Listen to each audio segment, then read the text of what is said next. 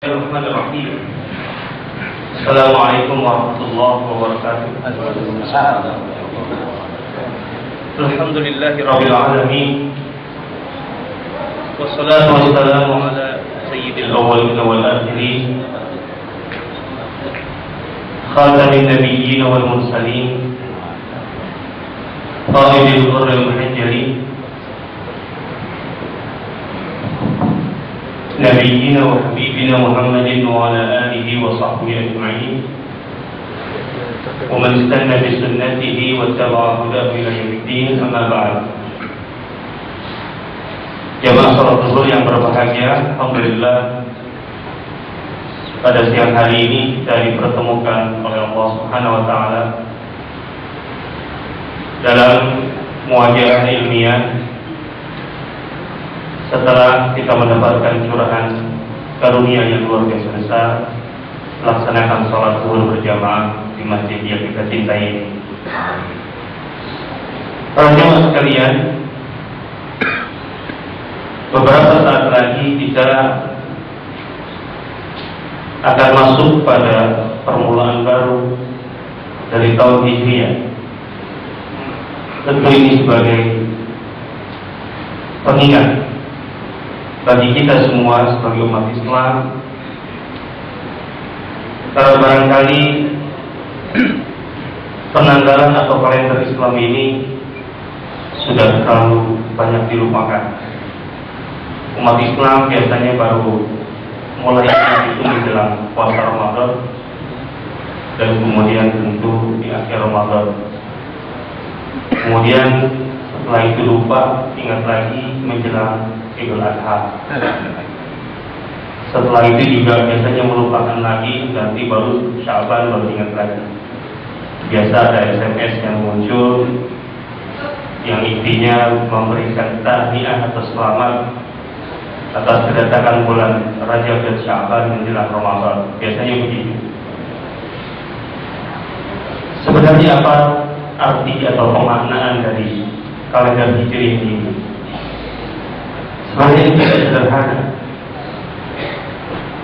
Sebagaimana dulu para sahabat, tepatnya di zaman Umar bin Khattab, ketika mereka bermusyawarah untuk menetapkan penanggalan Islam, mereka menganggap ini sangat penting, bukan semata-mata terkait dengan masalah peribadatan. Karena masalah ibadah sudah berjalan sejak zaman Rasulullah SAW sampai kemudian zaman Abu Bakar dan di masa awal zaman Umar tanpa ada kendala. Jadi sekali lagi, waktu itu tentu belum ditetapkan standar penanggalan Islam. Yang ada adalah pelaksanaan ibadah sesuai dengan tanggal-tanggal yang memang sudah lazim diketahui. Tapi mengapa umat Islam memerlukan satu penanggalan yang disepakati bersama? Ini terkait sekali lagi lebih dari sekedar masalah peribadatan yang sudah berjalan, tapi masalah identitas. Identitas sebuah peradaban yang dibangun oleh para sahabat yang benih-benihnya sudah disemaikan sejak zaman Rasulullah SAW. Dan yang jelas saat itu atau dalam musyawarah itu terjadi seperti biasa, masukan-masukan, perdebatan-perdebatan yang wajar terkait apa yang menjadi titik tolak dari sejarah Islam. Kapan dimulainya penanggalan Islam? Peristiwa apa? Momentum apa dalam perjalanan sejarah Islam sampai saat itu yang akan dijadikan sebagai titik tolak tersebut? Kita tahu ketika kaum Nasrani membuat penanggalan, mereka mengembalikan pada peristiwa kelahiran Nabi Isa alaihissalam, sehingga kita kenal dengan kalender Masehi. Dalam Islam tentu banyak peristiwa dari mulai lahirnya Rasulullah SAW, kemudian wahyu pertama yang diterima beliau di Gua Hira, Iqra bismi rabbikal ladzi khalaq dan seterusnya. Kemudian peristiwa yang sangat besar Isra Mi'raj, di mana Rasulullah SAW secara langsung mendapat perintah dari Allah tanpa perantara Jibril di atas langit ketujuh. Kemudian ada hijrah dari Mekah ke Madinah. Kemudian ada perang Badar yang merupakan pembuktian kekuatan umat Islam melawan kekuatan kafir yang waktu itu dipimpin oleh Quraisy. Kemenangan saat gemilang Yaumul Furqan yang membedakan saat itu mana yang hak, mana yang batil, identitasnya jelas, kekuatannya jelas, pembuktiannya jelas. Ada perubahan kiblat dari Masjidil Aqsa ke Masjidil Haram, ke Ka'bah. Ada perang Uhud atau perang Ahzab yang lebih besar, kemenangan kaum muslimin melawan kekuatan aliansi dari orang-orang Arab pada masa itu. Artinya membuktikan bahwa orang Arab kalau berkumpul sekalipun untuk melawan Islam, mereka tidak akan mampu. Dan itu telah mereka buktikan dan mereka gagal. Ada Fathu Mekah, penaklukan kaum muslimin terhadap kota Mekah sebagai cikal bakal masuk Islamnya seluruh jazirah Arab saat itu.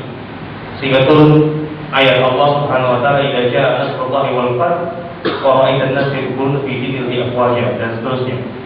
Dan kau akan melihat orang-orang akan masuk Islam berbondong-bondong. Ini setelah Fathu Mekah. Kemudian ada Haji Wada tentunya. Di saat kaum muslimin dengan delegasi masing-masing dari seluruh wilayah datang ke Mekah untuk melaksanakan haji pertama Rasulullah, yaitu haji Islam maksudnya, sekaligus haji perpisahan dari beliau. Dihadiri lebih dari 100.000 umat Islam pada masa itu. Tentu itu adalah suatu pencapaian gemilang. 23 tahun atau 20 tahun sebelumnya hanya 40 orang atau kurang dari 40 orang yang mengatakan asyhadu an la ilaha illallah wa asyhadu muhammadar rasulullah. Dalam 20 tahun di Haji Wada yang mengatakan labbaik Allahumma labbaik labbaik la syarika laka labbaik, tidak ada sekutu bagimu ya Allah, semuanya bertauhid. Itu lebih dari 120.000 orang dalam 20 tahun, pencapaian yang sangat gemilang. Tetapi sekali lagi, dari semua peristiwa-peristiwa besar itu mengerucut pada peristiwa hijrah.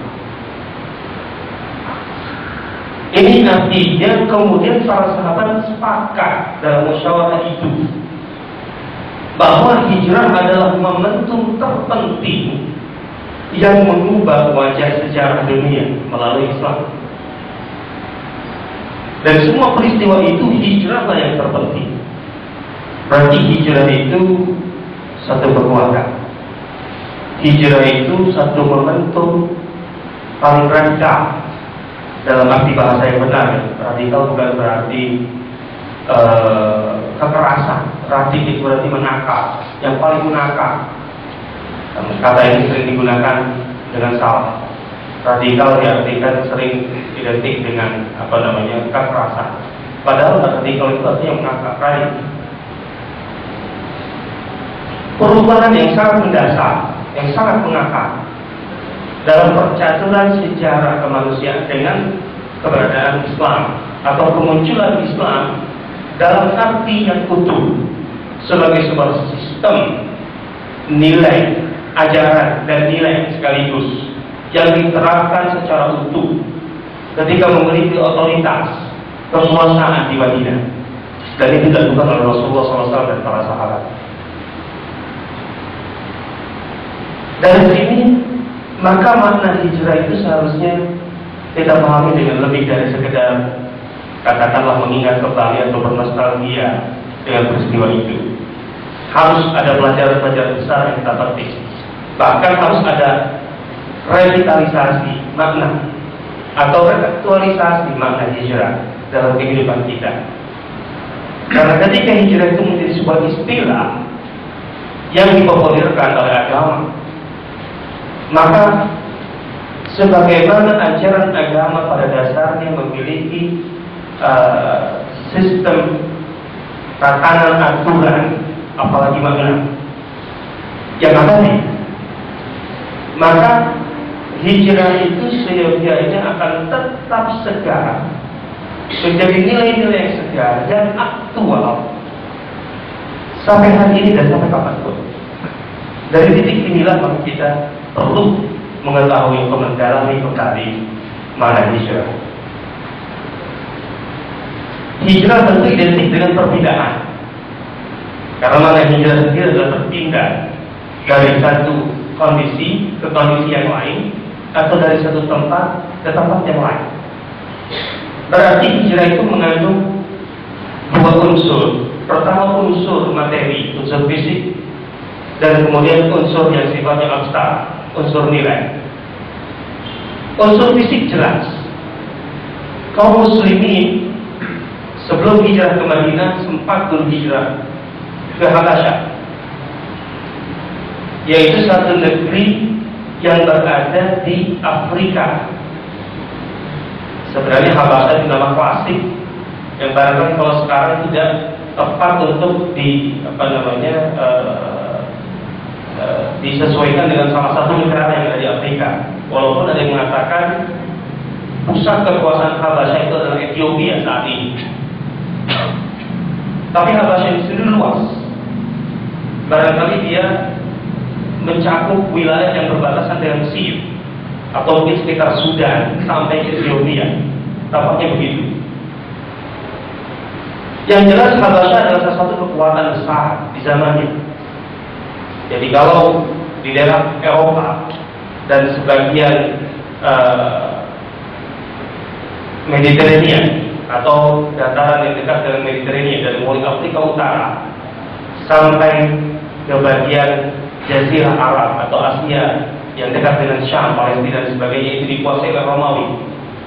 Dan kemudian di bagian tengah, Asia Tengah, dan hampir sampai ke perbatasan Cina, itu ada periode besar yaitu Persia. Kemudian setelah itu baru ada Cina di sebelah timur.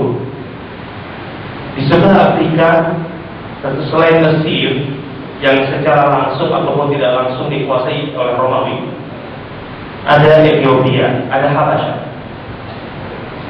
Kaum muslimin hijrah ke Habasyah, yang jelas terpisah oleh Laut Merah. Itu artinya perbedaan fisik. Tetapi aspek fisik ini bukan satu-satunya aspek yang menentukan dari hijrah itu. Karena mereka bukan semata-mata punya permasalahan materi di Mekah sehingga ingin memperbaiki ini dengan pindah ke Habasyah. Mereka bukan orang-orang yang katakanlah kalau secara ekonomi barangkali gagal transfer di Mekah kemudian ingin memperbaiki nasib hidup dengan pindah ke Habasyah. Bukan itu. Bukan itu yang terjadi dengan kaum muslimin. Tetapi yang terjadi adalah kaum muslimin di Mekah saat itu mereka memiliki keyakinan baru tentunya, yaitu Islam, yang dalam perkembangannya mendapatkan tantangan yang luar biasa dari Quraisy, penduduk Mekah, sehingga mereka tidak bisa menunjukkan. Harus kita ingat pada masa itu kaum muslimin terpaksa menyembunyikan keislaman mereka. Padahal Islam bukan agama yang sifatnya privat, agama pribadi yang cukup dinikmati sendiri sebagai sebuah keyakinan sekaligus kepuasan spiritual. Itu bukan karakter agama Islam. Agama Islam sejak awal Allah menyebutkannya wa ma arsalnaka illa rahmatan lil alamin. Agama Islam itu harus muncul, harus mencuat, harus kelihatan, harus menjadi rule of model, harus menjadi panutan bagi seluruh umat manusia. Nilai-nilainya harus terangkat, baik dalam skala individu, apalagi dalam skala komunitas atau masyarakat. Umat Islam tidak bisa di Mekah. Bisa dibayangkan selama 3 tahun atau lebih sedikit Rasulullah berdakwah sampai tahun keempat atau kelima, awal kelima, itu hanya sekitar 100 orang saja yang masuk Islam, berbanding dengan hampir 10.000 penduduk Mekah. Berarti satu jumlah yang tidak berimbang. Artinya kalau ini kita anggap dua nilai yang berbenturan, maka otomatis Islam akan tertutup sekaligus.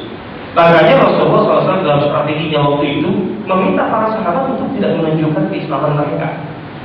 Karena itu artinya yang sama dengan mengubur Islam hidup-hidup ketika masih menjadi benih.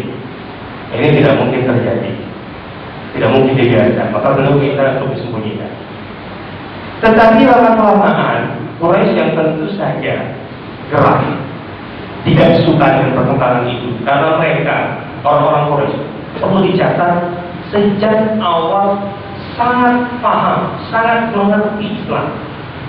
Artinya kekufuran, penolakan orang-orang Quraisy yang kafir itu bukan karena mereka sama sekali tidak mengerti Islam. Mereka paham Islam, mengerti.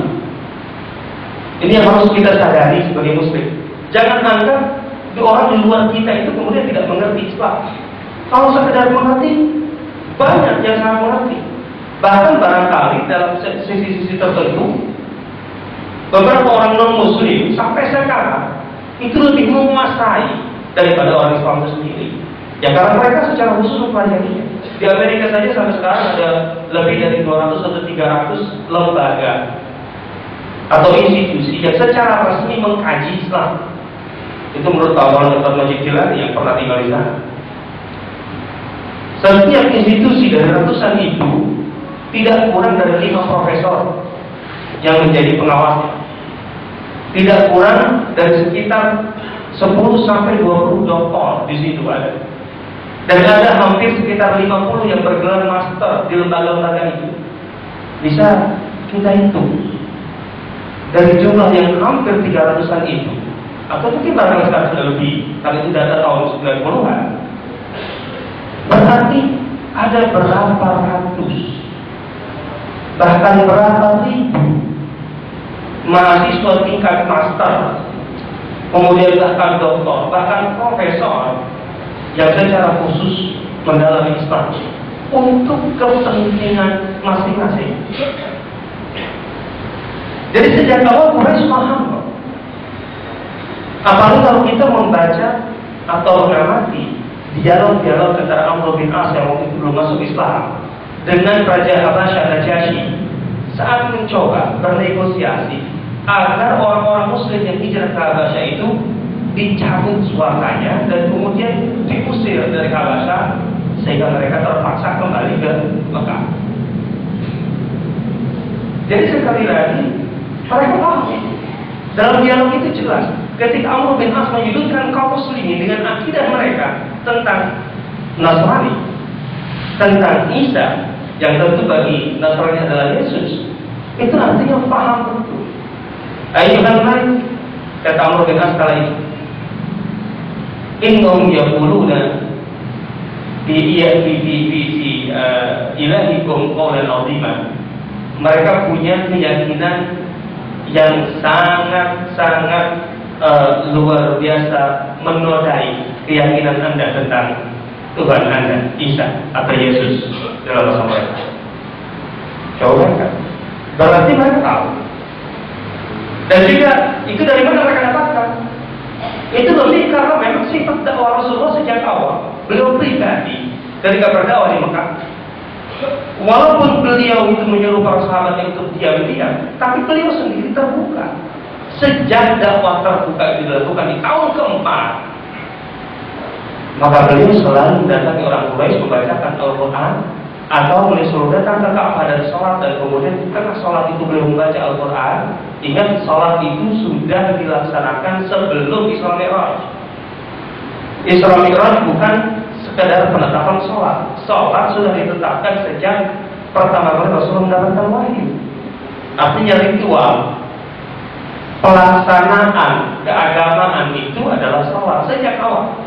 Hanya saja dalam Isra Mi'raj yang ditetapkan adalah sholat 5 waktu dengan batasan-batasan waktu yang kita ketahui sekarang itu. Tapi sholat sebelum itu ada. Makanya dalam Al-Quran kan, wa aqimus sholat dari dulu bisyamsi ila ghasatil lail. Al-Quran ada banyak. Ada 3 waktu sholat. Dirikanlah sholat. Di antara 2 penghujung siang, nah gitu. Ketika matahari terbenam sampai kemudian gelap, nah gitu. Juga waktu ada fajar.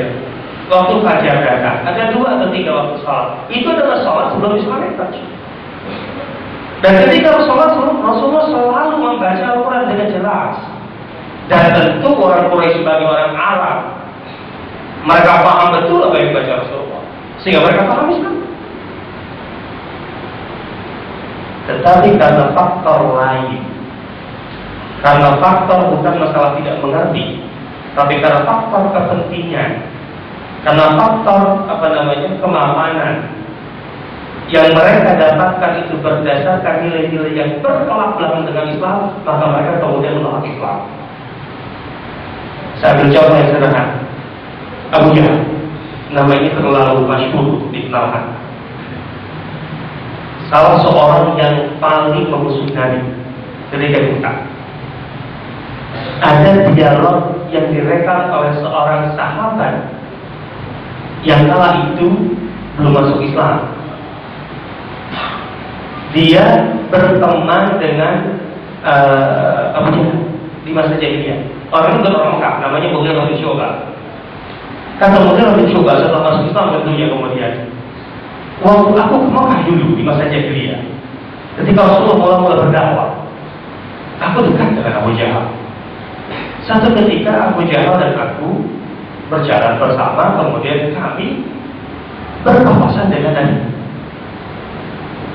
Saat itu Nabi SAW seperti biasanya, setiap bertemu dengan tokoh-tokoh Quraisy, Rasul tidak akan pernah melewatkan sedikit pun waktu untuk mendakwai mereka. Maka Rasul menawarkan Islam untuk Abu Jahal, sudahlah, terimalah Islam, masuklah Islam dan seterusnya. Abu Jahal bilang apa? Aku tidak akan pernah menerima. Aku tidak akan pernah masuk Islam. Kemudian dia bla bla bla, dia menghina Nabi dan seterusnya. Rasulullah diam. Kemudian singkat kata disampaikan, maksudnya Rasulullah melanjutkan perjalanannya. Abu Jahal dan Mughirah bin Syu'bah terus berjalan.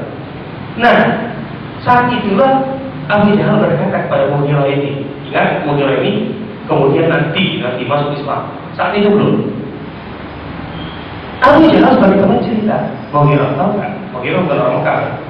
Tahu nggak sebenarnya Muhammad itu seperti apa dan apa sebenarnya kesan aku terhadap dia? Aku tidak tahu. Menurut itu bagaimana? Mughirah, kamu harus tahu. Bagiku, Muhammad itu sama sekali tidak berdusta. Artinya sepenuhnya dia percaya dikatakan Rasulullah SAW. Kamu yakin? Aku yakin Muhammad itu jujur. Yang dikatakannya benar. Nah, terus kenapa aku tidak menerimanya kalau begini? Mughirah, engkau dengar. Selama ini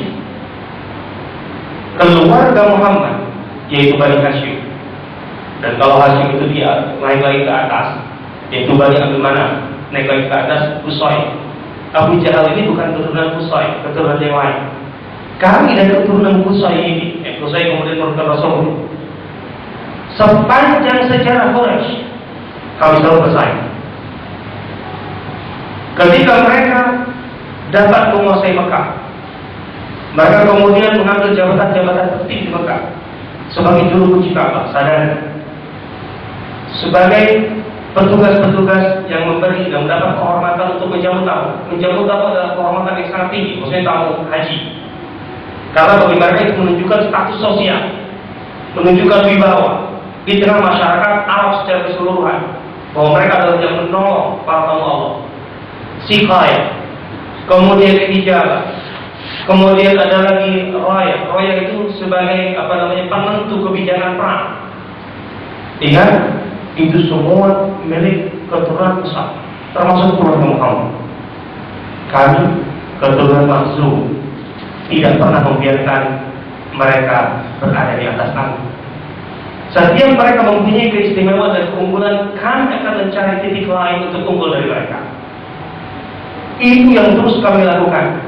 Kami, keluarga kami Bani Makhzum dan keluarga Muhammad Bani Qusay, atau Bani Abdi Manaf atau Bani Hashim itu seperti dua joki kuda yang sedang bertarung di medan laga dalam pertandingan.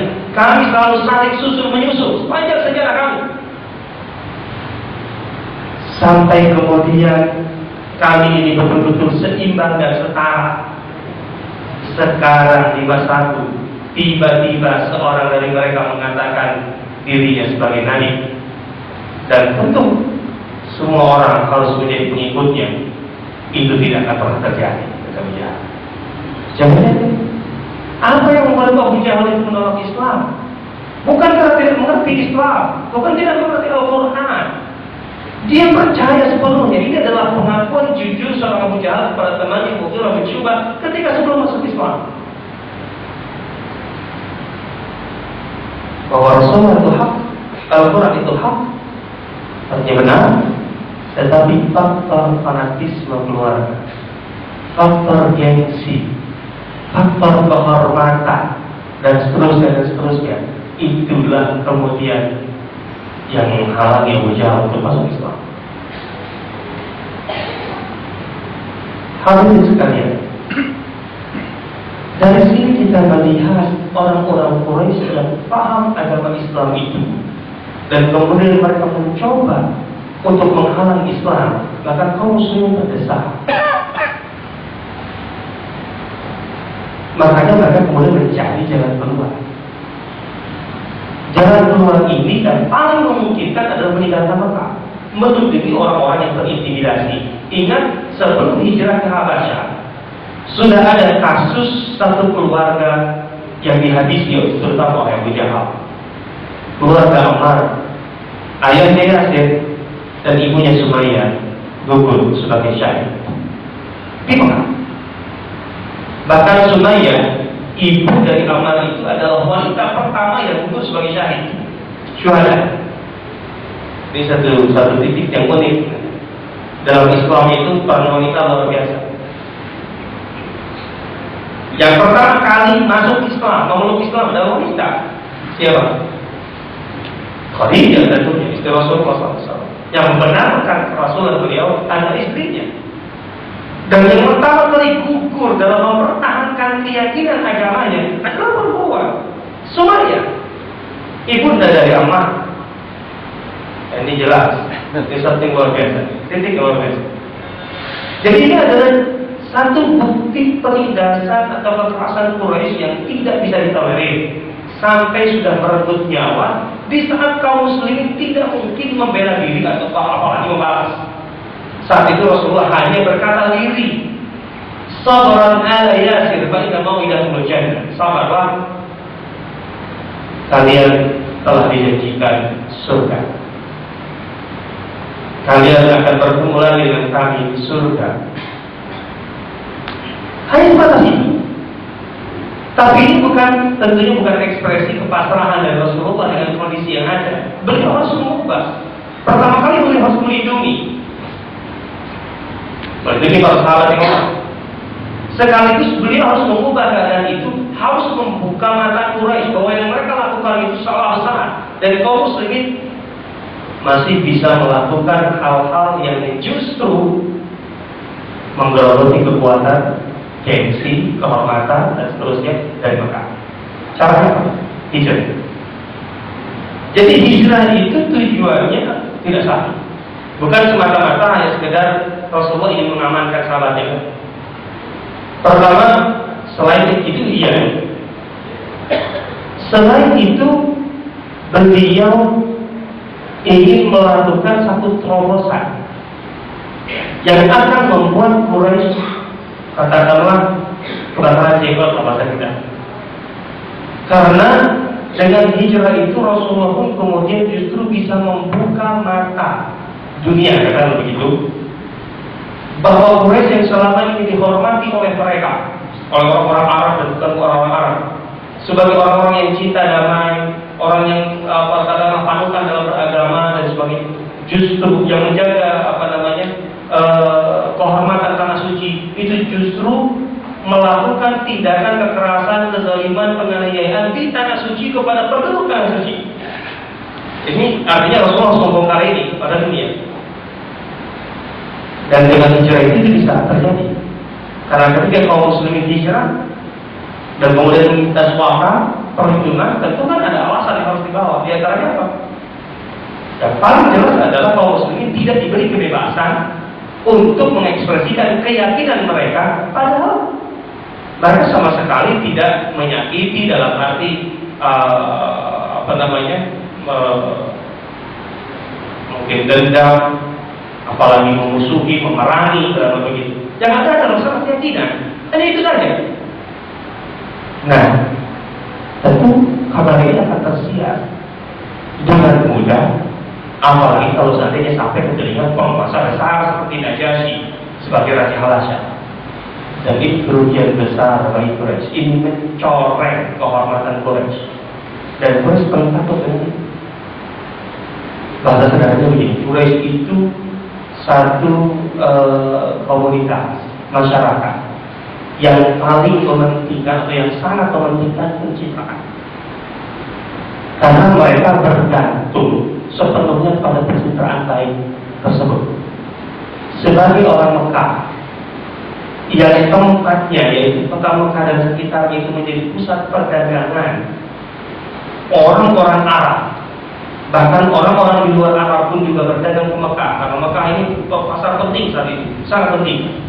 Mereka harus menunjukkan pada semua orang bahwa orang Quraisy itu adalah orang-orang yang baik, bisa mengakomodir semua kepentingan. Maka Quraisy itu selalu menghindari jalan-jalan atau cara-cara represi dalam setiap konflik dan sebagainya. Quraisy selalu berada di tengah, karena Quraisy tidak ingin bermusuhan dengan siapapun. Karena kalau itu terjadi, maka itu artinya menutup pasar atau peluang pasar dari orang-orang di luar Quraisy. Dan itu artinya Quraisy takut. Mekah itu tanah tandus, sepenuhnya bergantung pada dagang. Dan dagang itu atau perniagaan ekonomi, apalagi dalam hal dagang, sangat bergantung pada keamanan. Dan keamanan itu harus diciptakan dengan cara ya Quraisy betul-betul berada di jalan tengah itu. Tidak bisa melakukan kekerasan pada siapapun atau bermusuhan dengan siapapun. Ini dia yang diinginkan Quraisy, sehingga pencitraan itu sangat kuat. Nah, ketika kemudian orang-orang di luar Mekah tahu bahwa Quraisy itu melakukan tindak kejahatan yang luar biasa, kejam, sehingga orang-orangnya sendiri harus meninggalkan Mekah dan berlindung pada orang lain. Ini artinya apa?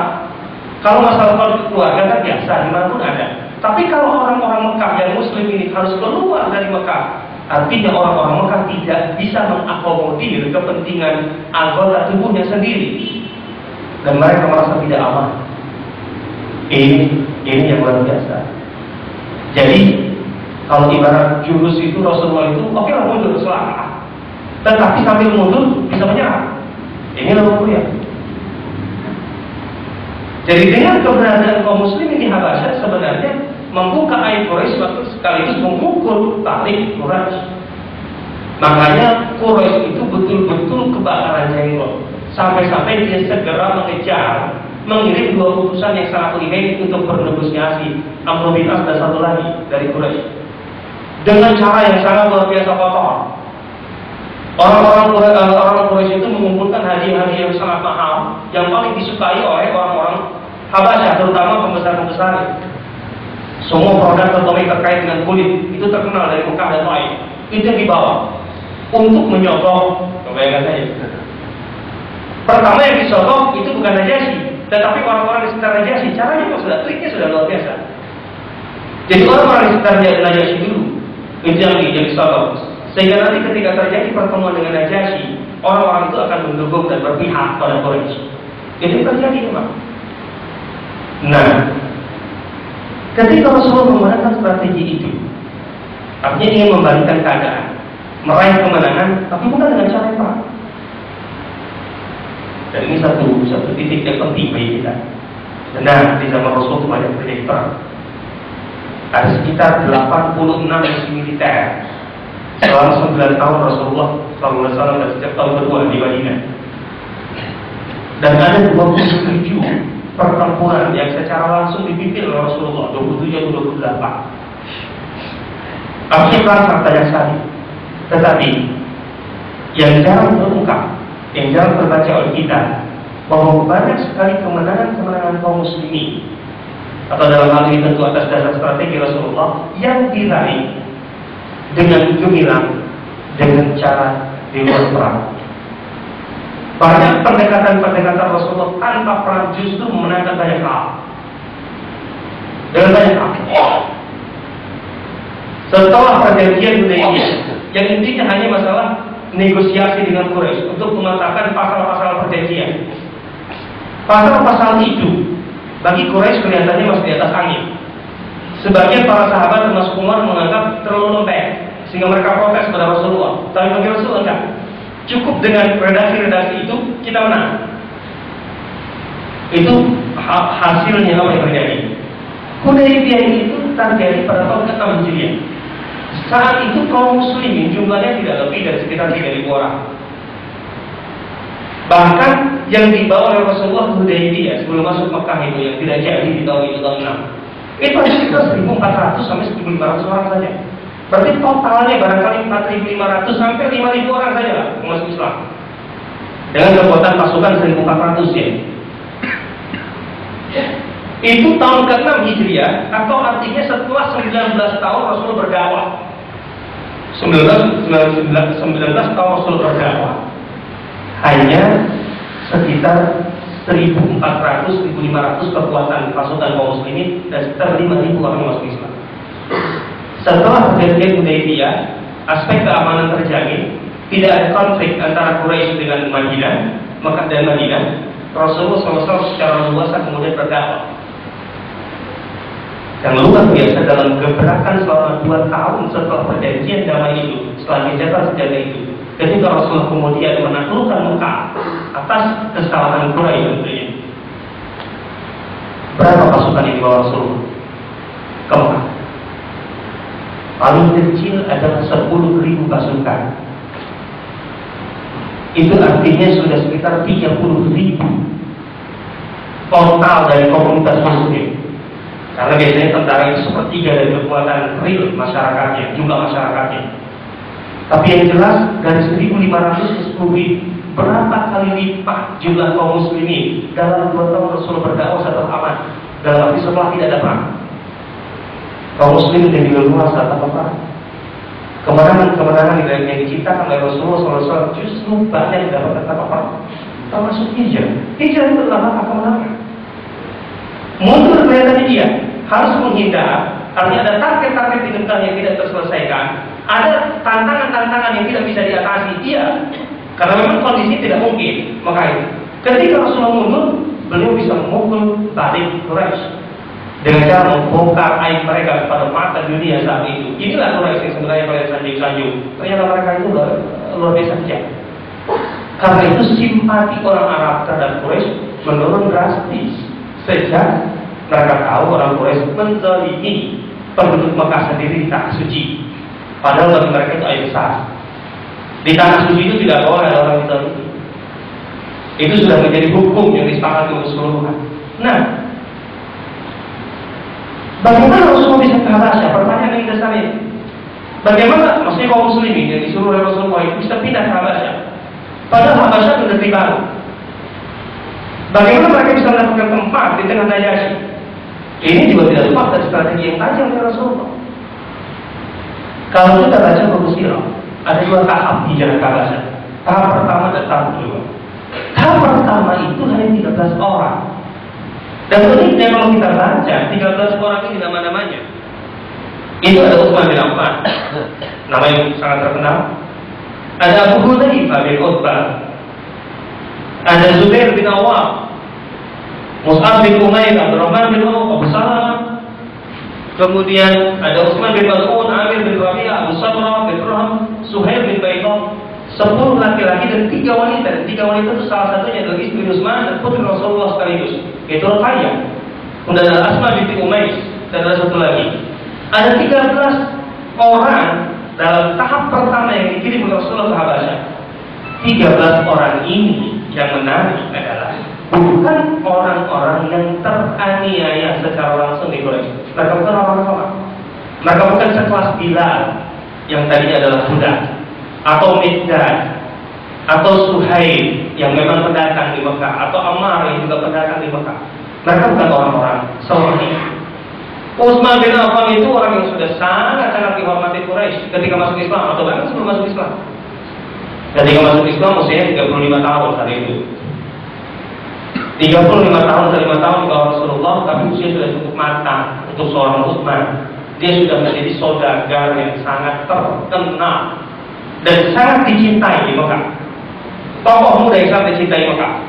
Karena Utsman itu sifatnya pertama, dia sangat cerdas, kaya raya, sangat dermawan, gitu ya. Orangnya kemudian, ini kalau berkumpul dua orang luar biasa, pintar, cerdas, kaya raya, dermawan lagi. Dan dermawan Utsman itu kan tidak seperti orang-orang biasa. Utsman, Abu Bakar itu punya sifat-sifat yang, ya termasuk tentunya Rasulullah nomor satu ya. Punya sifat-sifat yang bisa disebutkan begini. Kalau ada orang yang membutuhkan, itu tidak perlu harus sampai ke depan mereka dan mengungkapkan kebutuhannya, persoalannya, masalahnya. Tapi justru Utsman, Abu Bakar itu mereka yang akan mendatangi dan kemudian menawarkan bantuan. Kamu butuh bantuan apa? Begitu. Kalau orang dermawan seperti itu mana sih? Orang yang susah, orang yang punya masalah itu tidak merasa terhina ketika harus mengungkapkan persoalannya, tidak harus merendahkan, tapi tetap merasa terhormat. Dan itu adalah sifat yang kemudian dibawa sampai ketika mereka masuk Islam. Makanya Utsman itu sangat terkenal. Orang-orang itu semuanya menyayangi Utsman. Sampai-sampai ada semacam, kalau di kita itu mungkin ya nyanyian-nyanyian ibu-ibu kalau mau menidurkan anaknya atau mau menyayangi anaknya, mengekspresikan cintanya kepada anak. Itu sampai-sampai bukan sekedar di Quraisy ya, di luar Quraisy pun terkenal.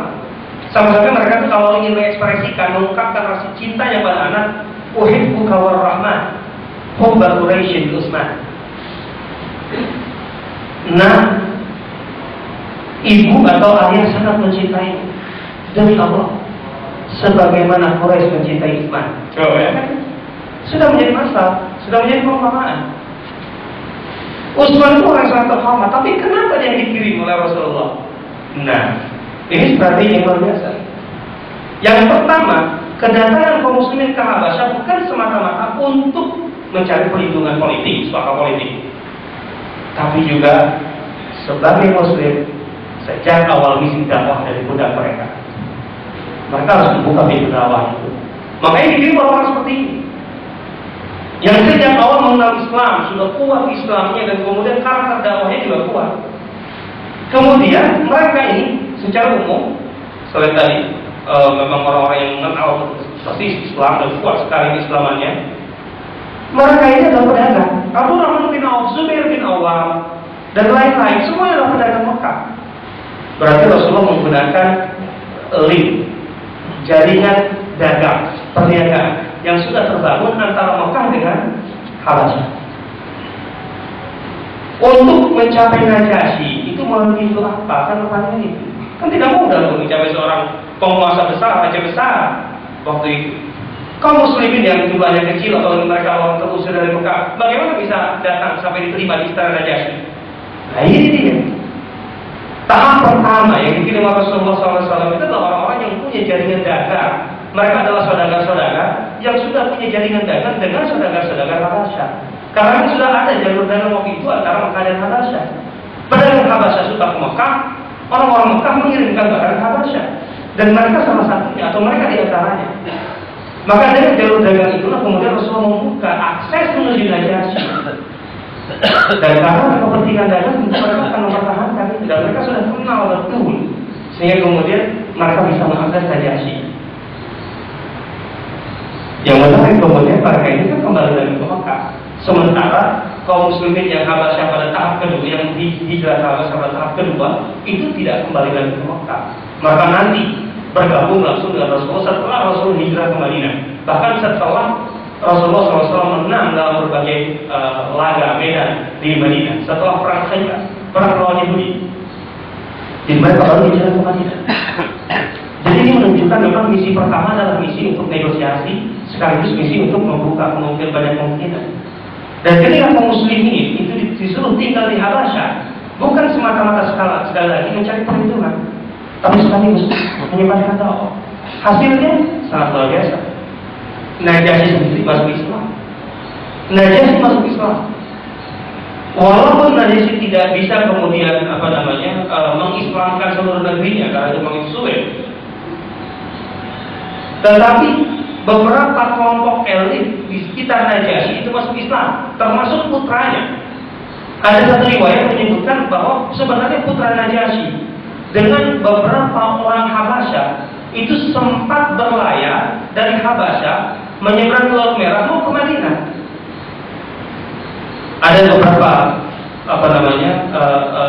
kapal yang mengangkut mereka, tapi di tengah jalan terkena badai, hancur dan mereka semua meninggal. Nah, jadi sendiri jelas ketika wafat Rasulullah diberitahu Jibril, kemudian Rasulullah menyuruh sholat ghaib. Syariat sholat ghaib itu kan terkait dengan peristiwa ini, yaitu ketika Najasyi wafat. Dan Najasyi itu masuk Islam jelas. Dan kaum muslimin yang ada di Habasyah sekaligus ya selain dari minta suara perlindungan politik, keamanan dan sebagainya, sekaligus mereka memperkuat posisi dakwah Islam di sana. Ini luar biasa. Ini luar biasa. Jadi satu langkah mundur, tapi berapa kemenangan yang diraih Rasulullah. Ini yang perlu kita hayati bersama. Dalam hidup ini, memang kita selalu punya mimpi, kita punya target-target yang harus kita capai. Apalagi sebagai Muslim kita punya misi keislaman kita. Karena sekali lagi tadi Islam itu bukan satu keyakinan privat yang harus katakanlah diekspresikan secara pribadi, hanya merupakan kekuasaan spiritual pribadi. Bukan, sama sekali bukan. Kita sebagai Muslim akan diminta pertanggungjawaban di hadapan Allah sebagai saksi atas semua manusia yang tidak memeluk Islam. Artinya sebagai saksi kita harus mencerminkan keislaman itu sendiri. Apakah itu sudah kita lakukan? Ini yang agak sedikit naik sekarang. Banyak umat Islam yang minder, yang imperial, yang malu-malu untuk menunjukkan keislamannya, takut dikatakan soleh, takut dikatakan istiqomah. Kenapa? Padahal yang namanya orang yang berkomitmen, yang punya prinsip, yang istiqomah, dimanapun akan dihormati. Mungkin akan dicibir awalnya, tapi yakin ketika itu kita konsisten istiqomah dalam pertemuan dengan orang-orang Muslim, ketika kita menolak untuk minum khamar contohnya dengan prinsip bahwa saya Muslim, itu tidak boleh. Mungkin awalnya dicibir, tapi lama-kelamaan orang akan menghormati. Karena orang yang berprinsip pasti akan menghormati. Yang penting dalam amalan kita lentur. Dalam masalah-masalah prinsipil kita tidak punya tawar-menawar. Khamar tetap halal, khinzir tetap halal. Seperti itu. Kita punya target-target, kita punya misi. Terkadang ada hal-hal yang di luar batas kemampuan kita yang menghalangi semua misi. Kita perlu mundur.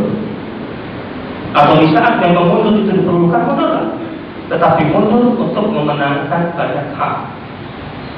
Itulah esensi dari hijrah. Ingat, bukan semata-mata mundur secara fisik. Artinya hanya masalah pindah hijrah secara fisik. Yang penting adalah ketika nilai-nilai yang kita anut itu tidak bisa diimplementasikan, dengan cara hijrah itu kemudian kita bisa mengimplementasikannya dengan lebih proporsional dan lebih baik. Banyak perjuangan umat Islam. Allah Ta'ala, kalau kita melihat kebalikan kalau di Indonesia, ketika Masyumi katakanlah luar biasa mendapatkan tangan sampai dibubarkan, tokoh-tokoh yang kemudian dipenjarakan, dan kemudian ketika awal Orde Baru sempat direhabilitasi dan kemudian pun juga dikekang, tokoh-tokohnya Muhammad Nasir dan lain-lain beralih dari orientasi politik ke orientasi dakwah dan pendidikan dengan dewa-dewa yang sampai sekarang masih bercokok. Mereka melihat bahwa dakwah harus berjalan. Politik itu adalah bagian dari dakwah. Ketika secara formal mereka kemudian, atau secara politik formal mereka kemudian diperangus, tidak bisa secara proporsional menunjukkan identitasnya sebagai Muslim. Ingat sidang konstituante selama 7 tahun yang intinya adalah tentang asas ideologi negara.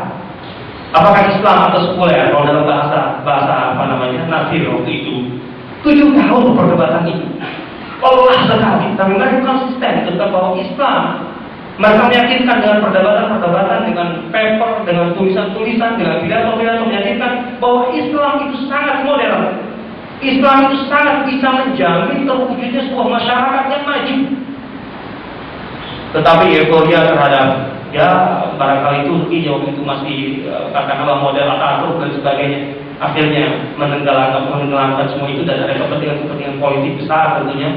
Akhirnya mereka tidak bisa melaksanakannya. Mereka kalah di masa depan, karena itu tanda petik kan. Walaupun tidak tahu dekret presiden sebenarnya waktu itu mengembalikan konstitusi Indonesia kepada substansinya, yaitu dianggap Jakarta. Coba silakan di banyak kali detik itulah, mungkin terlalu panjang waktu itu. Tapi intinya mereka kemudian ketika dari hak-hak politik mereka terpenuhi dan mereka tidak bisa menjalankan katakanlah dakwah oleh jalur itu, maka mereka mampu untuk kemudian melakukan suatu terobosan-terobosan dalam bidang pendidikan dan dakwah sosial atau masyarakat melalui dewan dakwah.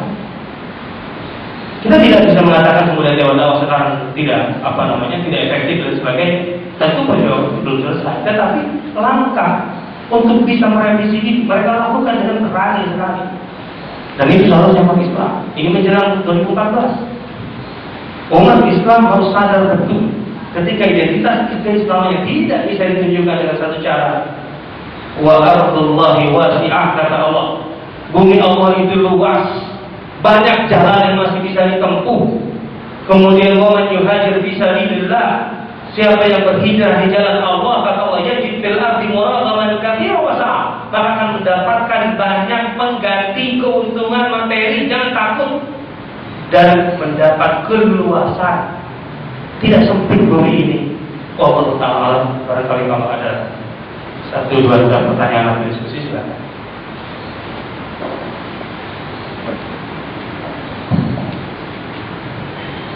Kepada para jemaah, kita punya kesempatan waktu sebelum lagi kepada panjang simpannya di Indonesia. Terima kasih Pak Ustaz. Kita melihat kondisi Islam saat ini di dunia internasional, Pak, ya. Sebenarnya Israel terpukul dengan kondisi yang stigmatis terorisme, Pak, ya. Apakah ini kondisi Islam ini jangan-jangan kalau itu kita mundur, Pak, atau gimana, Pak? Terima kasih. Dianggap gimana? Dianggap bisa mundur atau mundur selangkah atau gimana, Pak? Terima kasih. Terkait dengan kondisi umat Islam masa kini, tidak bisa serta-merta kita katakan bahwa ini adalah langkah hijrah, karena hijrah itu langkah yang sengaja, langkah yang terukur. Artinya harus ada motornya, harus ada satu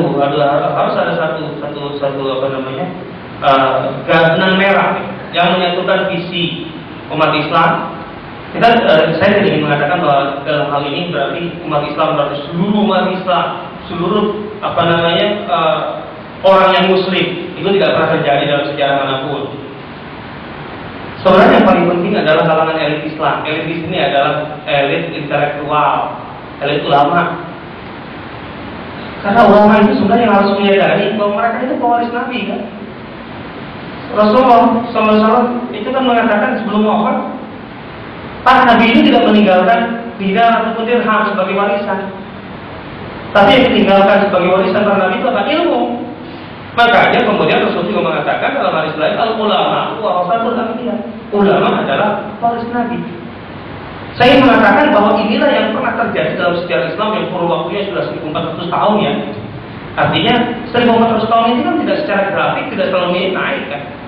Bahkan taruhlah kalau dalam bidang spiritual sejak Rasulullah wafat, bagaimanapun juga secara keseluruhan nilai umum adalah menurun.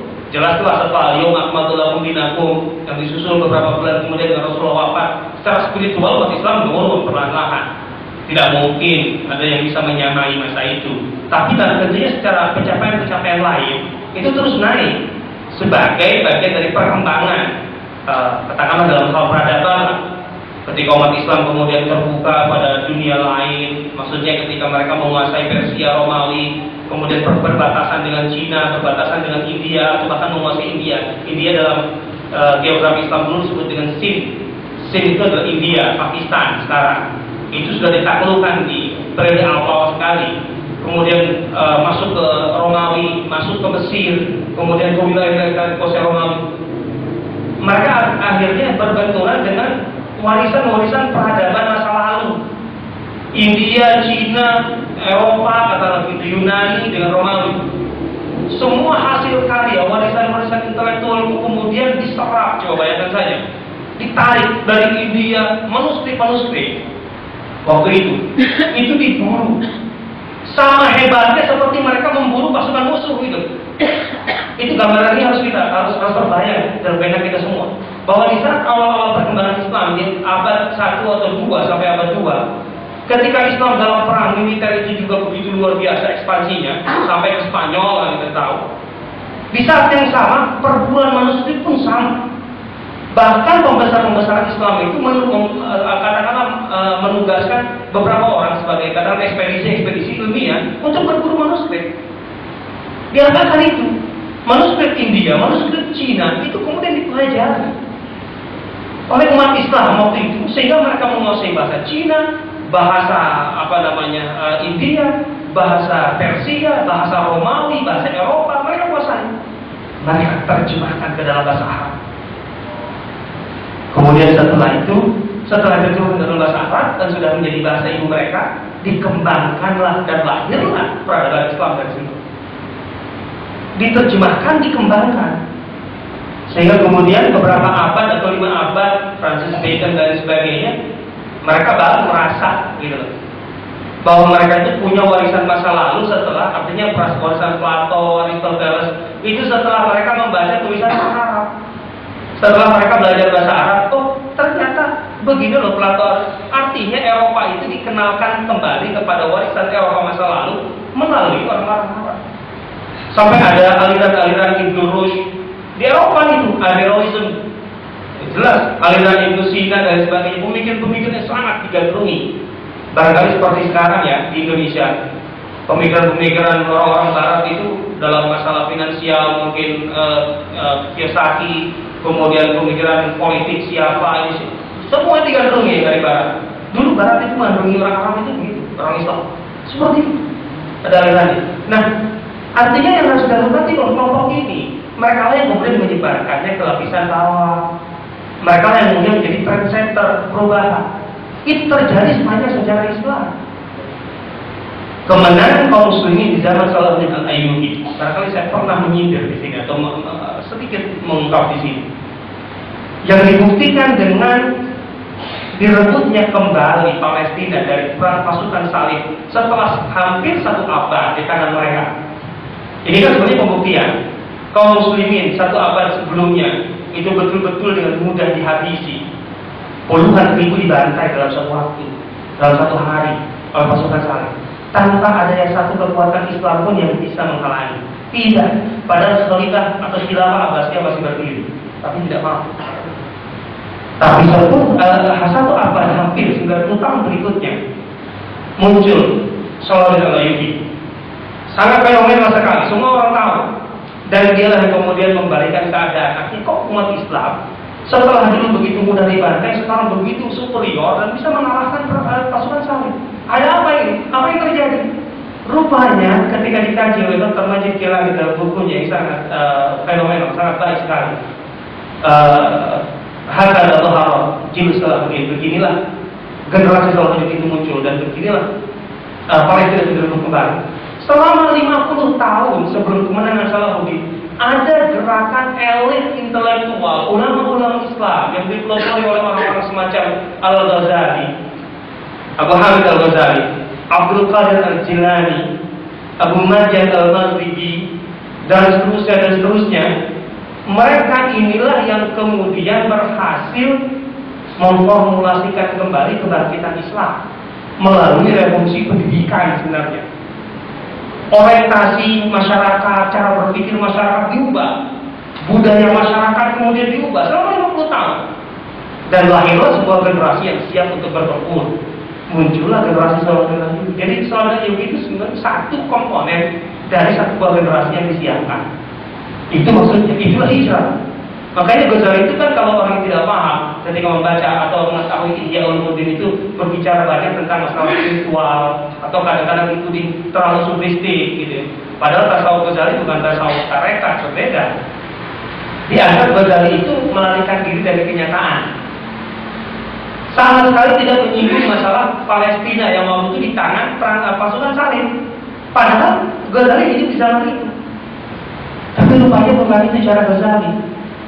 Ghazali itu lebih paham dari kita dengan persoalan masalahnya. Dia itu menanggapi sudah begini. Kalau kita berbicara tentang ayo kita rebut Palestina kembali, artinya mengobarkan api jihad saat itu. Mengajak perang pada siapa? Kepada orang-orang yang sedang sekarat ini. Jadi Ghazali melihat masyarakat Muslim waktu itu sedang sakit, dari mulai elitnya sampai masyarakat umumnya. Jadi dari tradisi, dari kebijakan-kebijakan elit sampai budaya masyarakat bawah. Akhirnya dia melahirkan gagasan-gagasan baru, melahirkan buku-buku baru, kemudian melahirkan sistem pendidikan baru, bahkan madrasah baru yang berbeda. Ingat, Ghazali waktu sebelum itu adalah rektor dari universitas paling katakanlah paling bonafit di ibu kota Islam di Baghdad. Tapi dia kemudian mengundurkan diri dari rektorat, kemudian menulis buku, membuat madrasah sendiri sebagai sebuah model, kemudian itu berjalan dalam kejutan oleh Abdul Qadir Jilani di masa berikutnya. Abu Hamid Al-Ghazali dan kawan-kawan membuktikan masyarakat yang sekarang ini, yang sakit parah ini, sembuhkan dulu. Penyakitnya apa nih? Penyakitnya pertama, mereka sudah jauh dari risalah sebagai muslim, dari identitas muslimnya sudah tidak ada. Dan itu apa alasannya? Orientasi hukum dunia, cinta dunia, terlalu berlebihan. Itu dia yang kemudian digerus habis. Makanya aspek spiritual, aspek sofistik katakanlah begitu, dalam Ihya itu begitu kuat. Karena untuk membersihkan orang dari itu. Karena kalau sudah itu dibersihkan, orang akan sadar kembali dengan misinya. Nah setelah didiagnosa penyakitnya, dikeluarkan resep, diobati, katakanlah diopeni, kemudian sehat, sudah. Setelah saat itulah kemudian baru dimasukkan roh jihad kembali. Dan itu adalah premis setelah Ghazali. Ghazali wafat duluan. Dan itulah kemudian melahirkan pergerakan Salatul Ayyubi. Ini sangat menarik. Ingat, itu tidak pada seluruh umat Islam seluruh dunia, itu mustahil kalau kita menunggu itu. Dan kita perlu menunggu satu sistem pemerintahan Islam. Ingat, khilafah masih ada, tapi tidak berkutik. Ghazali dari Abdul Qadir Jilani dan kawan-kawan hanya membutuhkan satu model, katakanlah waktu itu Kesultanan Zanji yang kemudian diisi oleh Salatul Ayyubi. Itu cukup untuk mengembalikan kesehatan umat kok secara keseluruhan dan menangkap Allah Ta'ala. Perlu 50 tahun mereka. Allah Ta'ala. Barangkali sudah jam 1. Masih. Terima kasih banyak. Mudah-mudahan sekali lagi hijrah sampai terakhir yang saya contohkan tentang Ghazali itu di dalam bentuk hijrah. Ghazali hijrah dari tren yang berkembang di masanya dan dia membuat tren baru. Itu adalah hijrah. Mudah-mudahan itu menjadi makna bagi hidup kita semua. Bahwa dalam hidup kita baik secara pribadi ataupun secara kolektif sebagai umat Islam, kita perlu melakukan langkah-langkah berani itu, tapi terukur. Dan itu dibutuhkan sebuah pengorbanan, kekuatan intelektual dan seterusnya. Substansinya adalah pendidikan, intinya adalah pendidikan. Dan ini yang menjadi persoalan besar bangsa kita sekarang, umat Islam di Indonesia sekarang. Bisa pendidikan menjadi masalah yang sangat terpinggirkan. Allah Ta'ala kita tutup dengan doa. Kita berdoa kepada Allah semua kita termasuk yang mendapatkan taufik dan hidayah darinya untuk tetap beristiqamah di jalannya. Kita istighfar lebih dulu, astagfirullahaladzim, lebih lanjut menyumbang astagfirullahaladzim, lebih lanjut. اللهم صل على محمد وعلى محمد وسلم وسلم على سيدنا رسول الله والحمد لله رب العالمين انت جواب نعمه بفضل مزيدا يا ربنا لك الحمد كما ينبغي لجلال وجهك وعظيم سلطانك اللهم انا نسالك العفو والعافيه والمعافاه الدائمه في الدين والدنيا والاخره اللهم انا لذكرك وشكرك وحسن عبادتك اللهم ارنا الحق حقا وارزقنا اتباعه وارنا الباطل باطلا وارزقنا اجتنابه ربنا ظلمنا انفسنا وان لم تغفر لنا وترحمنا لنكن من الخاسرين ربنا إننا ظلمنا أنفسنا ظلما كثيرا ولا يغفر الذنوب إلا أنت فاغفر لنا مغفرة من عندك إنك أنت الغفور الرحيم ربنا أعنا على ذكرك وشكرك وحسن عبادتك ربنا هب لنا من أزواجنا قرة أعين واجعلنا للمتقين إماما. ربنا آتنا من لدنك رحمة وهيئ لنا من أمرنا رشدا. ربنا آتنا في الدنيا حسنة وفي الآخرة حسنة وقنا عذاب النار. بفضلك سبحانك ربك رب العزة عما يصفون وسلام على المرسلين والحمد لله رب العالمين. السلام عليكم ورحمة الله وبركاته.